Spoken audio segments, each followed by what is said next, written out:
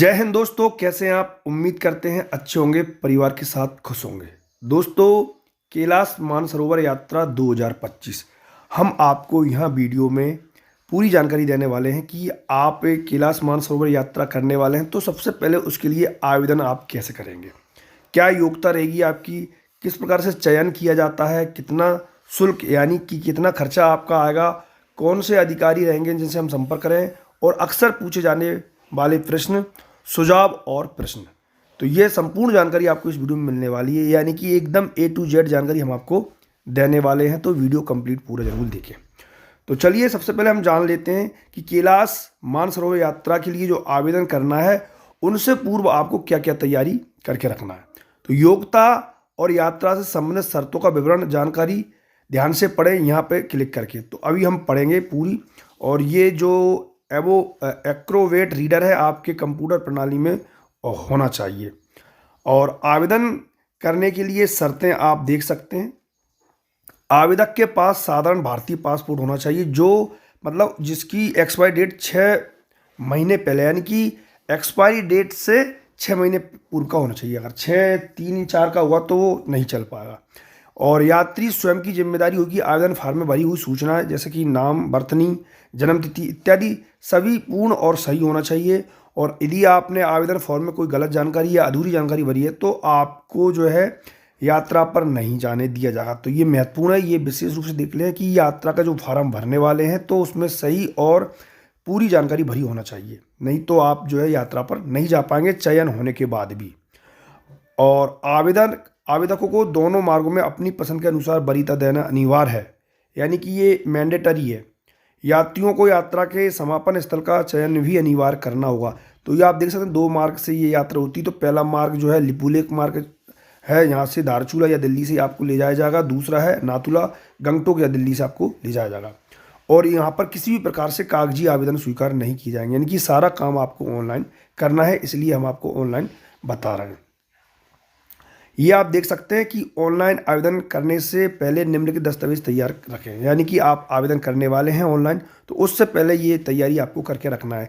जो आपका फ़ोटो है उसका स्कैन कर लें आप JPG फॉर्मेट में, और ये इसका साइज जो है 300 KB से बड़ा नहीं होना चाहिए। दूसरा, पासपोर्ट का भी आपको स्कैन करना है जिसमें आपकी व्यक्तिगत जानकारी हो और पूरा विवरण हो, उन दोनों पृष्ठ या 2-3 जो भी हो, परिवार की जानकारी हो, उसका PDF आपको बनाना है। 2-3 पेज में होगा। तो उसका जो है PDF बनाएंगे वो 500 KB से अधिक का नहीं होना चाहिए। और आप यदि किसी व्यक्ति के साथ आवेदन कर रहे हैं तो उस व्यक्ति के भी का और खा यानी कि दोनों कंप्लीट होना चाहिए। सफलतापूर्वक आवेदन और ऑनलाइन प्रस्तुत करने के बाद, यानी उसके बाद आपको क्या करना है कि जो आवेदन प्रपत्र है उसका प्रिंट आउट ले लें, उसको आप रखें क्योंकि यात्रा में आपको काम आएगा। और आवेदन पत्र सफलतापूर्वक प्रस्तुत करने के बाद आवेदन की पुष्टि आपको SMS के माध्यम से, ईमेल के माध्यम से प्राप्त हो जाएगी, जो आप अभी करेंगे। अब महत्वपूर्ण यह है कि आपने जो यूजर अकाउंट है जिसमें आप बनाएंगे, आवेदन करेंगे ऑनलाइन, उसमें अधिकतम 2 पंजीकरण जमा कर सकते हैं आप, एक खुद का या किसी और का। और जिसका जो जाने वाला है उसके साथ आप उसके साथ ही जाना चाहते हो उनके साथ आप आवेदन कर सकते हैं। तो अब हम देख लेते हैं कि यात्रा पर चयन की प्रक्रिया क्या होगी, फिर लास्ट में हम देखेंगे आवेदन। चयन की प्रक्रिया देख लें कि आपने आवेदन तो कर दिया ऑनलाइन, और फिर आपका चयन होगा या नहीं होगा, और उसका ये जो है उन्होंने पूरा यहाँ दे रखा है। चयन प्रक्रिया आप देख सकते हैं, ये लक्की ड्रॉ द्वारा किया जाएगा, यानी कि निष्पक्ष कंप्यूटरीकृत प्रणाली के माध्यम से ड्रा हुआ।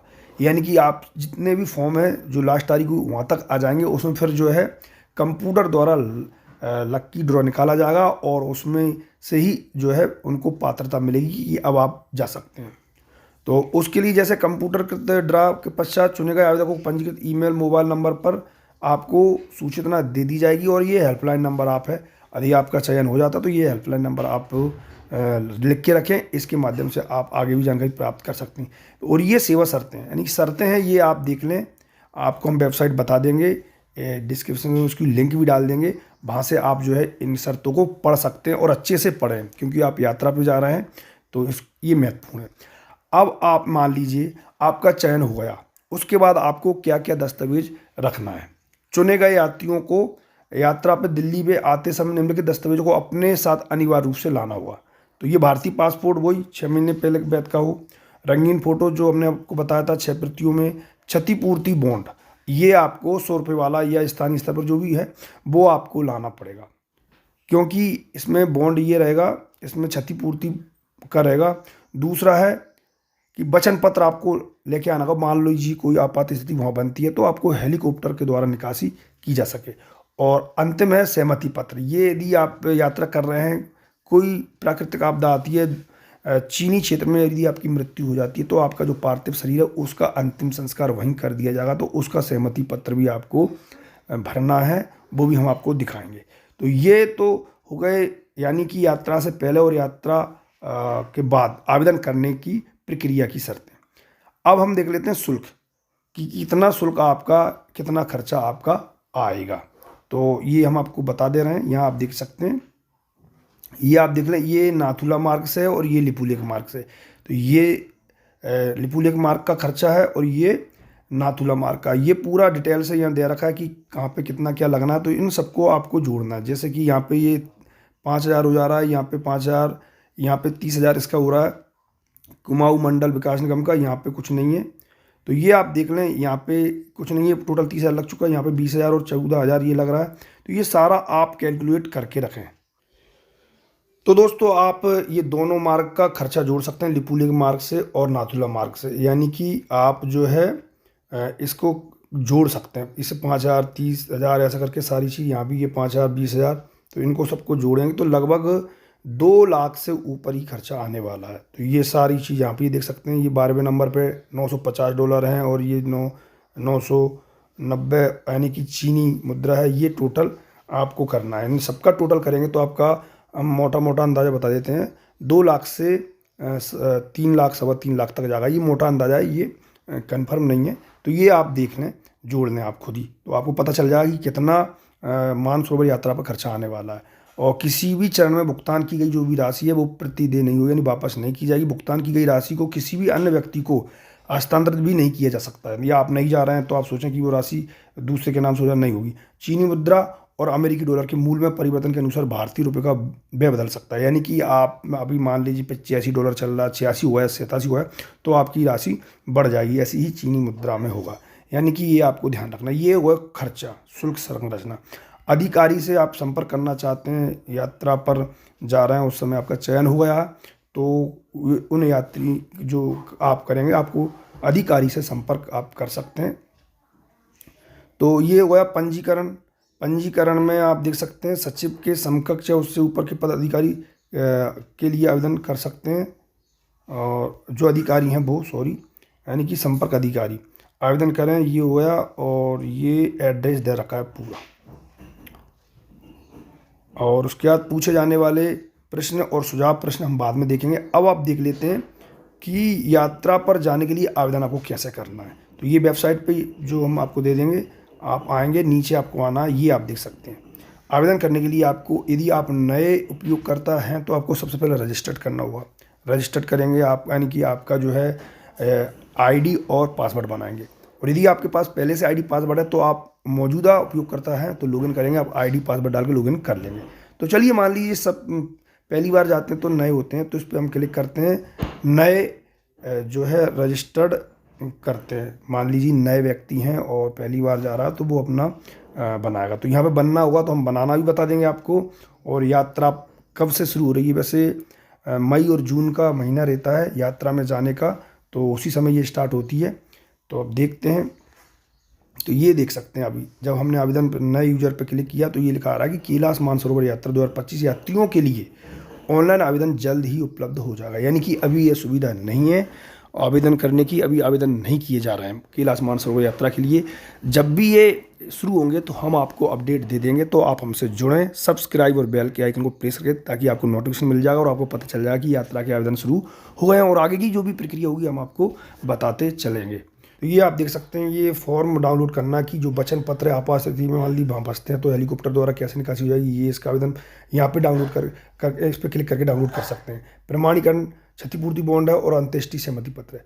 आपका चयन होने के बाद आपको ये भरना है, क्योंकि उसमें जो आपका नंबर है, रजिस्ट्रेशन नंबर, वो लिखा जाएगा।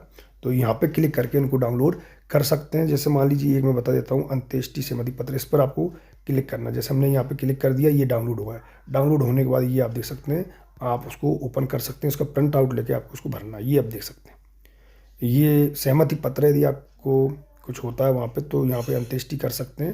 तो ये जानकारी आपको यहाँ पे डालना है। ये देख सकते हैं हम यहाँ पे रजिस्ट्रेशन नंबर डलेगा, यानी कि आपको जब ये आपका लक्की ड्रा में आप शामिल हो जाते हैं तो आपको ये भर के रखना है। ये देख सकते हैं आप।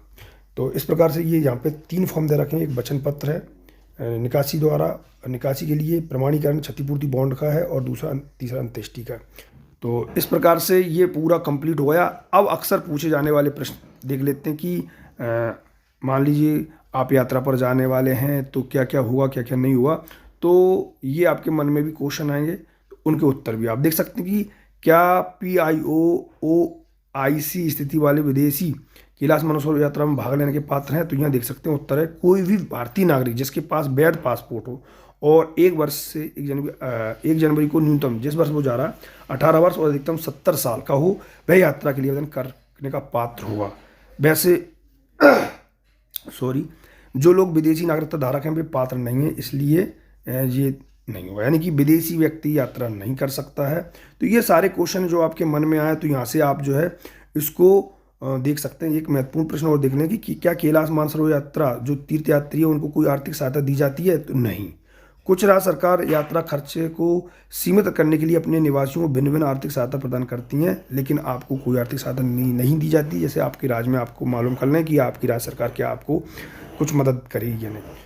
तो अब यहाँ देख सकते हैं कि पति पत्नी के साथ यात्रा करने के इच्छुक हैं तो क्या कंप्यूटर के ड्रॉ के माध्यम से उसका चयन भी स्वतः ही हो जाएगा? यानी ये भी बहुत अच्छा क्वेश्चन है।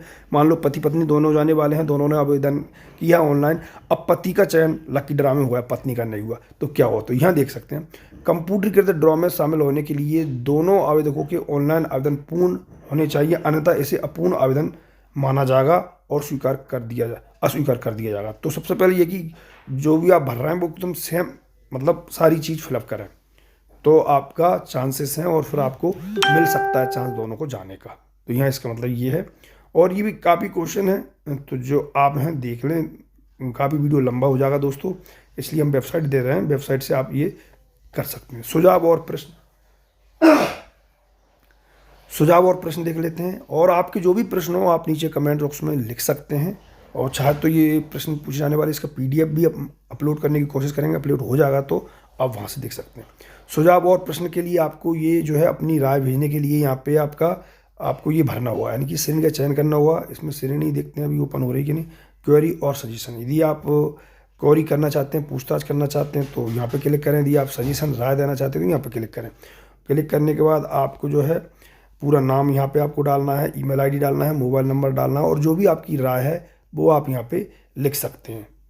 और ये जो कैप्चा है आपको यहाँ पे डाल के आपको जमा करना है इस प्रकार से। और ये आप देख सकते हैं संपर्क अधिकारी हैं, ये हेल्पलाइन नंबर है, ये सोशल मीडिया फेसबुक है, यहाँ से भी आप जो है इनसे संपर्क कर सकते हैं।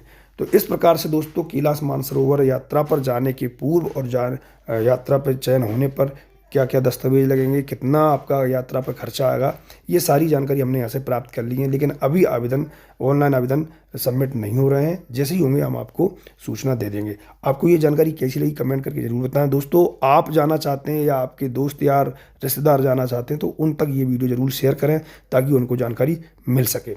वीडियो देखने के लिए आपका धन्यवाद। जय हिंद, जय भारत।